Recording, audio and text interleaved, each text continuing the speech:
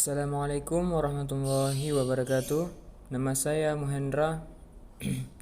Saya ingin mempresentasikan tugas UAS saya. Manusia dan peradaban, hakikat peradaban.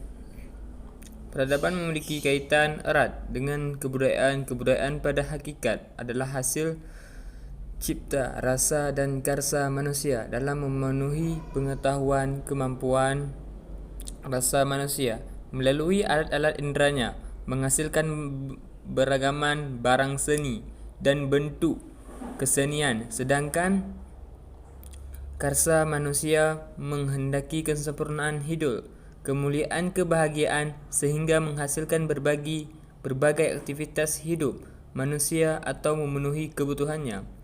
Peradaban berasal dari kata adab, yang dapat diartikan sopan, berbudi pekerti, luhur, mulia, berakhlak, yang semua menunjuk pada sifat yang tinggi dan mulia.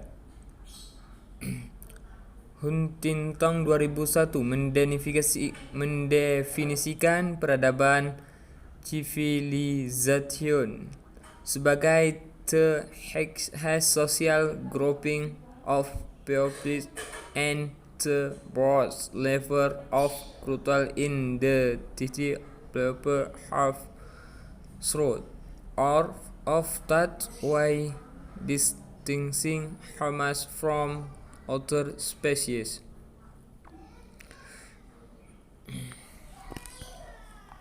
Keajaiban dunia dikenal saat ini antara lain piramida di Mesir. 1. Piramida di Mesir merupakan makam Raja Mesir kuno. 2. Taman gantung di Babilonia. 3. Tembok raksasa dengan panjang 500 km di RCC. Menara Pisa di Italia. Menara Eiffel di Paris. Candi Borobudur di Indonesia. Taj Mahal di India. Patung Zeus yang tinggi 14 meter dan seluruhnya terbuat dari emas. Kuil Artemis merupakan kuil yang terbesar di Yunani. Mausoleum Halimakos, kuburan yang dibangun oleh Ratu Artemisia untuk mengenang suaminya, Raja Maulus dari Karla. Horus yaitu patung perunggu dewa matahari dari Rhodes. Paros yaitu patung yang tinggi hingga 130 meter dari Alexandria. 13 gedung parlemen di Inggris, di London. 14 Kaabah di Saudi Arabia. Manusia sebagai makhluk beradab dan masyarakat adab. Peradaban tidak hanya menunjuk pada hasil-hasil kebudayaan manusia yang sifatnya fisik, seperti barang, bangunan, dan benda. Kebudayaan merupakan keseluruhan dari budidaya manusia, baik cipta, karsa, dan rasa. Adab artinya sopan. Manusia sebagai makhluk beradab artinya pribadi. Manusia itu memiliki potensi untuk berlaku sopan, berakhlak dan berbudi pekerti yang luhur, menuju pada perilaku yang manusia.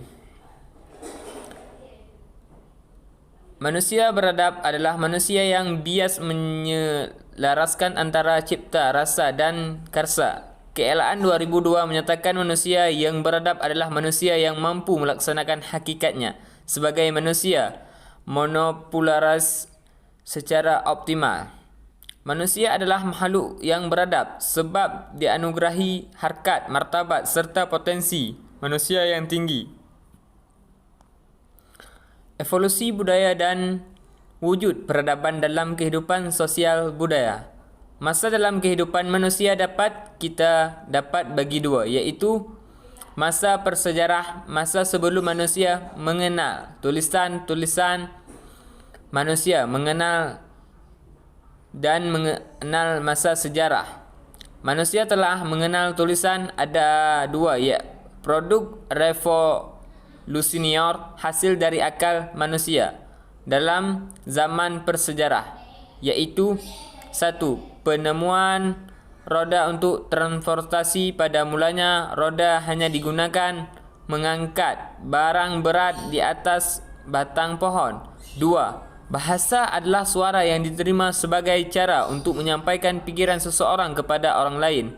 Mengenai masa prasejarah ini ada 2 pendekatan untuk membagi zaman prasejarah, iaitu pendekatan berdasarkan hasil teknologi, terdiri dari zaman batu tua, zaman batu tengah, media Mesolitikum, dan zaman batu bara dan zaman batu baru. Pendekatan berdasarkan model sosial ekonomi atau mata pencarian hidup yang terdiri dari atas masa berburu dan mengumpulkan makanan meliputi masa berburu sederhana tradisi Paleoit dan masa berburu tingkat lanjut tradisi Epipaleotik. Masa bercocok tanam meliputi tradisi Neolitik dan Megalitik. Masa kemahiran teknik atau perundingan meliputi tradisi Simutang, perunggu dan tradisi semi tuang besi. Dinamika dan peradaban global. Awal tahun 1990-an, dunia menyaksi keruntuhan Uni Soviet yang menjadi ancaman utama sistem demokrasi liberal. Keruntuhan itu menandai berakhirnya sistem politik satu partai yang dikembang sejak Vladimir Lenin berkuasa dan pernah mengalami masa kejayaan. Sementara itu negara dunia ketiga, baik karena tekanan internasional Monetary Fund atau World Bank, opini dunia, maupun tekanan-tekanan internal menjadi semakin berorientasi ke arah sistem demokrasi dan pasar beras. Alvin Toffler menganalisis agar meningkatkan efisiensi dan pembaharuan dan peradaban masyarakat akibat majunya ilmu dan teknologi. Dalam bukunya The Thoughts Wolf 1981, ia menyatakan bahawa gelombang peradaban umat manusia saat ini mengalami 3 gelombang, iaitu 1. Gelombang pertama, peradaban teknologi pertanian berlangsung mulai 8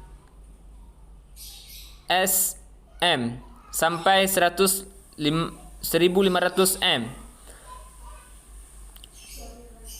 Gelombang kedua, peradaban teknologi industri berlangsung mulai 1500 Masehi sampai 1970 Masehi. Gelombang ketiga, peradaban teknologi informasi berlangsung mulai 1970 Masehi sampai sekarang. Problematika peradaban global pada kehidupan manusia.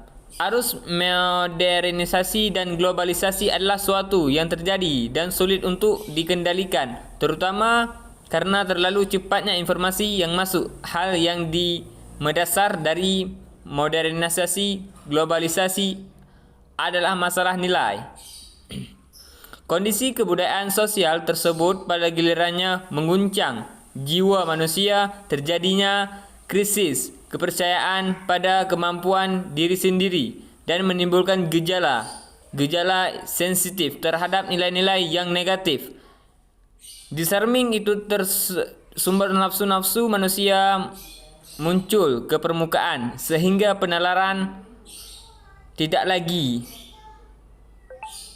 filosofis dan bijaksana, dan banyak yang tidak sejalan dengan hati nurani manusia. Manusia diciptakan ke muka bumi karena telah diberi mandat oleh Allah untuk menjadi pemimpin di muka bumi. Dalam surat Al-Baqarah ayat 30.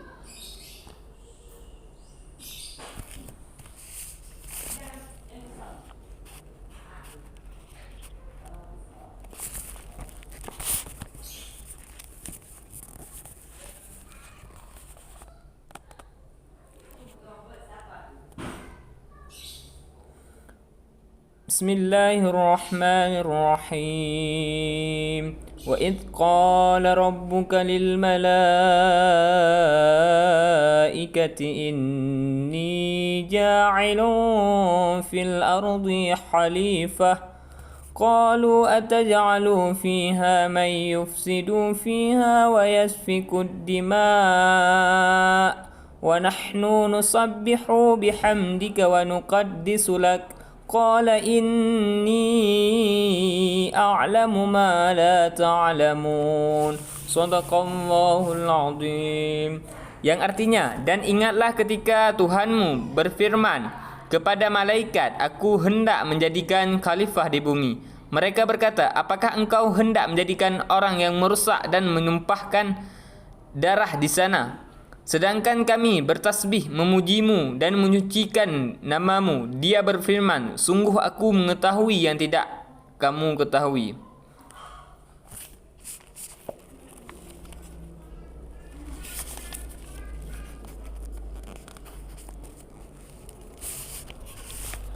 Surat Al-Baqarah ayat 191. Bismillahirrahmanirrahim. وَقَتُلُوهُمْ حَيْثُ سَقِفْتُمُوهُمْ وَأَخْرِجُوهُمْ مِنْ حَيْثُ أَخْرَجُوكُمْ وَالْفِتْنَةُ أَشَدُّ مِنَ الْقَتْلِ ولا تقاتلوهم عند المسجد الحرام حتى يقاتلوكم فيه فإن قاتلوكم وقتلوهم كذلك جزاء الكافرين. Dan artinya, dan bunuhlah mereka di mana kamu temui mereka, dan usirlah mereka dari mana mereka telah mengusir kamu, dan fitnahlah itu lebih kejam daripada pembunuhan, dan fitnah itu lebih kejam daripada pembunuhan. Dan janganlah kamu pergi mereka di Masjidil Haram kecuali jika mereka memerangi kamu di tempat itu. Jika mereka memerangi kamu, maka perangilah mereka. Demikianlah balasan orang kafir. Kesimpulan, nilai-nilai terbangun dari insan manusia sebagai makhluk Tuhan yang memiliki berbagai potensi, pada gilirannya tidak lepas dari nilai-nilai yang lebih tinggi dan lebih universal, iaitu nilai-nilai ilahi. Penghayatan sebuah nilai-nilai dalam membentuk suatu karakter membutuhkan proses belajar dan ketudukan. Pada hukum proses belajar di mana pada nilai-nilai tertentu menjadi perangkasang bagi nilai-nilai lain untuk manusia implementasikan. Apa yang berlaku pada nilai-nilai yang dianut manusia akan menjadi budaya peradaban itu sendiri. Maka kitalah sebagai manusia yang patut mengamalkan nilai-nilai tersebut, dan kita pula yang menjadi sumber kepatuhan nilai-nilai. Oleh karena itu nilai-nilai yang dibangun harus merupakan perwujudan dan dari manusia yang berbudaya dan beradaban. Sekian presentasi singkat saya. Saya akhiri. Assalamualaikum warahmatullahi wabarakatuh.